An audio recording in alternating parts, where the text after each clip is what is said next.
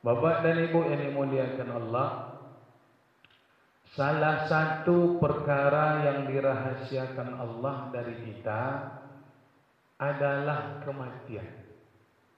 Allah merahasiakan kematian Bapak dan Ibu. Ini perkara dirahasiakan Allah, berarti kita jangan sampai menyia-nyiakan. Jangan sampai kita tak ada persiapan. Orang yang tidak mempersiapkan diri dengan perkara ini dipastikan dia akan menyesal. Allah tidak akan bagi tahu tentang masalah kematian ini. Jangankan kepada kita, kepada kekasihnya sendiri, Nabi Muhammad SAW yang disebut digelar Habibullah, kekasih Allah. Kekasihnya sendiri pun tak dikasih tahu oleh Allah perihal tentang kematian. Allah memang rahasiakan ini. Jangankan awak, kepada Nabi pun, Nabi Muhammad Rasulullah, Allah tak kasih tahu. Memang Allah rahasiakan Bapak Ibu.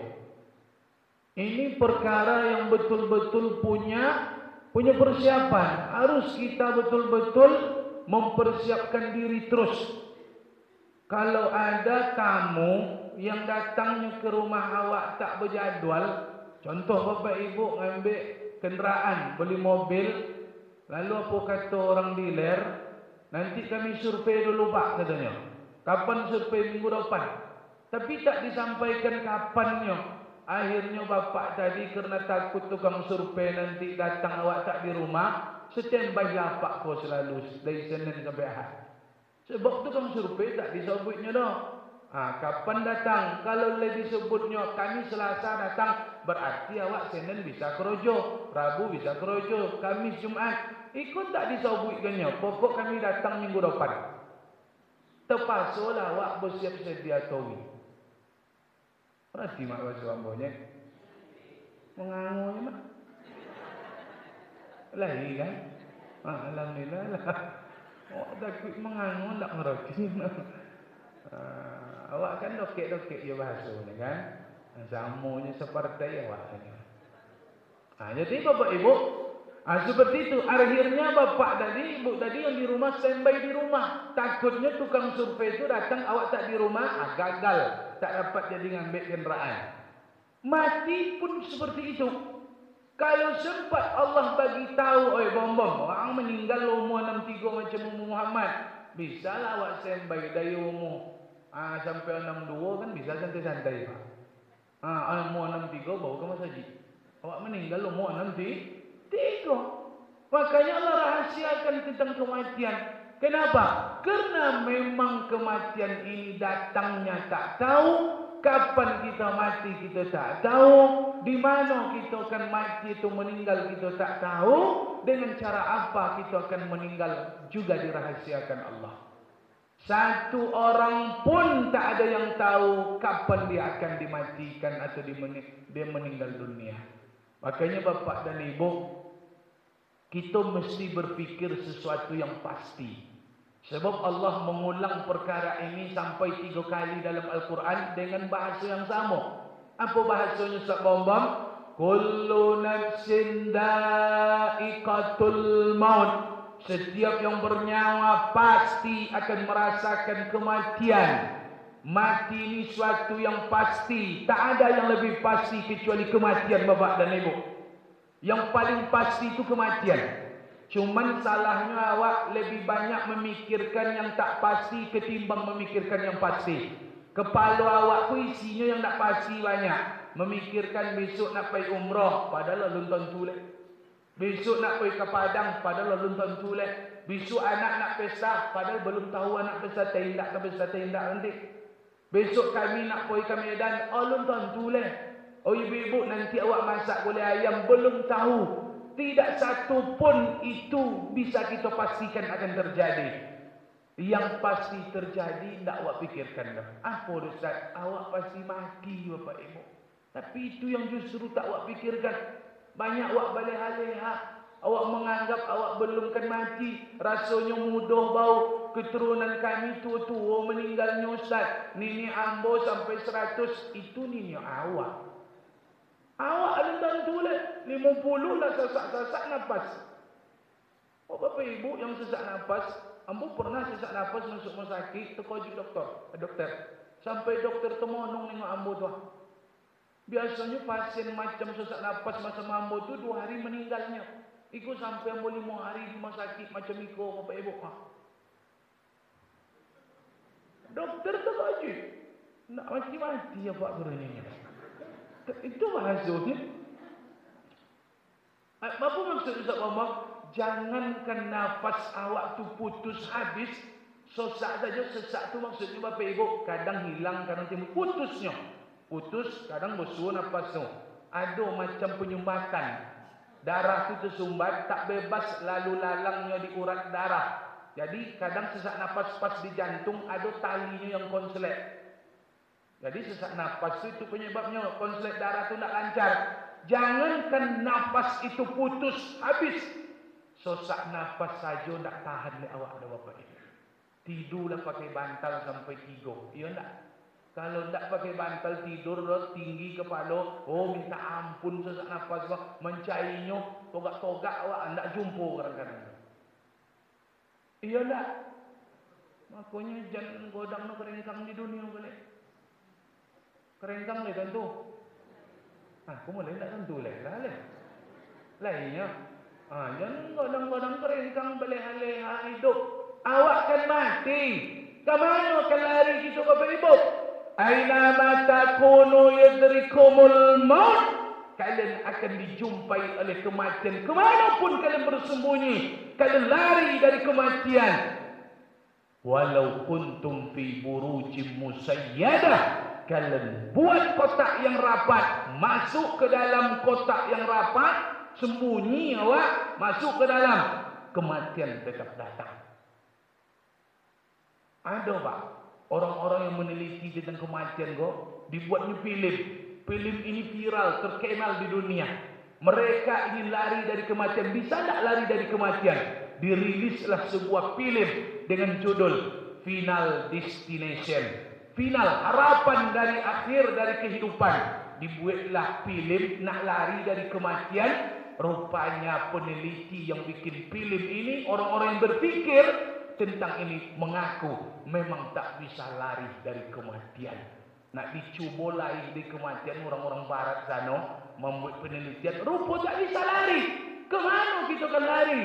Kita akan tetap dijumpai oleh kematian. Makanya Bapak dan Ibu hadirin yang dimuliakan Allah, Allah rahasiakan kematian ini kenapa? Satu, agar kita bersiap selalu beribadah. Allah rahasiakan kematian itu supaya awak jangan main-main. Awak siap terus. Siapkan terus persiapan. Tak ada kata-kata, oh nantilah beramal. Badiru bil amal, kata Nabi. Bersegeralah kalian beramal. Jangan tunggu kapan-kapan nanti kalian dipasang kain kapan. Jangan tunggu besok-besok nanti orang datang membesuk awak. Jangan tunggu, oh besoklah, tunggulah, besoklah, kapan-kapanlah. Badiru, cepatlah, bersegeralah beramal. Apa sebab? Sebab kematian datangnya kita tak tahu Bapak Ibu. Kalau sempat dia datang, awak dalam keadaan taat, alhamdulillah. Ikut takutnya awak sebulan sebelum meninggal, awak tak datang wirid. Sebulan sebelum meninggal tak pernah baca Quran. Sebulan sebelum meninggal tak pernah salat sunat. Sebulan sebelum meninggal tak ada infak sedekah. Datang ajal. Oh, menangis awak sejak mati sampai besok di hadapan Allah menengok serugo neraka. Tadi dibaca oleh buya awak ayatnya, sujud sajadah awak. Rabbana, ya Allah ya Tuhan kami, absarna, kami melihat surgamu ya Allah, kami pun melihat nerakamu. Wasami'na, kami dengar orang gembira dalam surga, kami dengar orang menangis dalam neraka. Farji'na, balikkan kami ke pasaman ya Allah. Pulangkan kami ke dunia. Inna na'mal salihan, kami beramal saleh. Kami akan datang nanti salat berjamaah. Kami akan hadir wirid pengajian. Akan kami infak sedekahkan harta kami di jalan Allah. Inna muqinun, karena kami sudah yakin baru kita yakin setelah melihat surga dan neraka. Apa boleh buat Bapak Ibu? Hari itu tak berguna keyakinan. Nasilah jadi bubur. Kalau kini nasi jadi bubur bisa ambil lontongnya. Cari cubadaknya. Ya tak? Cari apa buncis. Ambil kuah buncis. Kalau kini, kalau besok nasi jadi bubur ke mana? Kena cari cubadak. Tak bisa dibuat lontong no. Maka sebelum nasi jadi bubur kau selalulah lelah-lelahkan hidup beramal. Tabiat dunia ini memang melelahkan Bapak Ibu. Maka tak ada cerita kalau ponik dan capek ke masa jika. Tak ada cerita ponik capek tak. Beramal ni tak menunggu, pun tak menunggu awak. Oh, sehat baru beramal. Oh, beramal kau kalau waktu lapang. Beramal kalau badan awak selamat. Kalau badan awak umpamanya fit. Tidak. Capek tetap beramal. Kenapa? Orang yang beramal capek, yang tak beramal juga capek. Yang punya masa jika pak capek pun.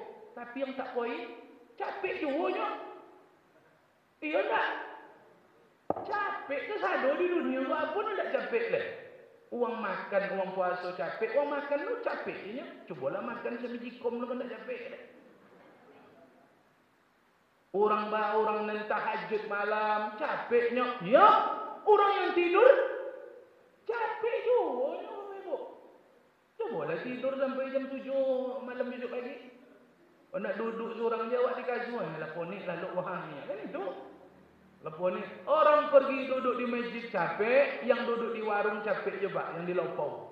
Mana apa yang dibuat di dunia kau tetap capek? Kerojo capek, tidak kerojo capek. Artinya apa? Memang dunia ini tempat melelahkan. Tapi lelah yang akan menyelamatkan kita di akhirat, lelahkan hidup beramal kepada Allah. Sebelum ajal datang, sebelum malaikat maut tiba, tepuk dada tanya selera. Apakah kita sudah siap sedia? Kalau seandainya ajal datang hari ini, lah siapkah awak untuk menghadap Allah Subhanahu wa taala? Bokal. Kalau tak ada dibawa mati, menyosal, sasosal-sosalnya waktu Bapak Ibu. Sekali berangkit ke akhirat, takkan pulang awak ke bersama ni kau ni. Tak ada cerita balik leh, saya bangkit tu bangkit. Makanya jangan main-main hidup kau. Dan banyak beleh-beleh. Nah, apa mati kau dirahasiakan Allah? Supaya awak jangan zalim ke orang. Sebab kenapa? Yang tak bisa diampuni, tak bisa dibuat taubatnya, tak bisa dilakukan taubat tu pakau zalim.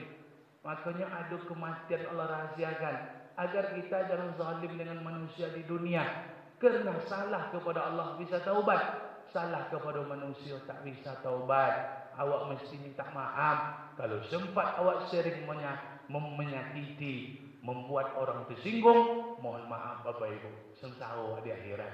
Sebab masalah dengan manusia tak bisa dengan taubat.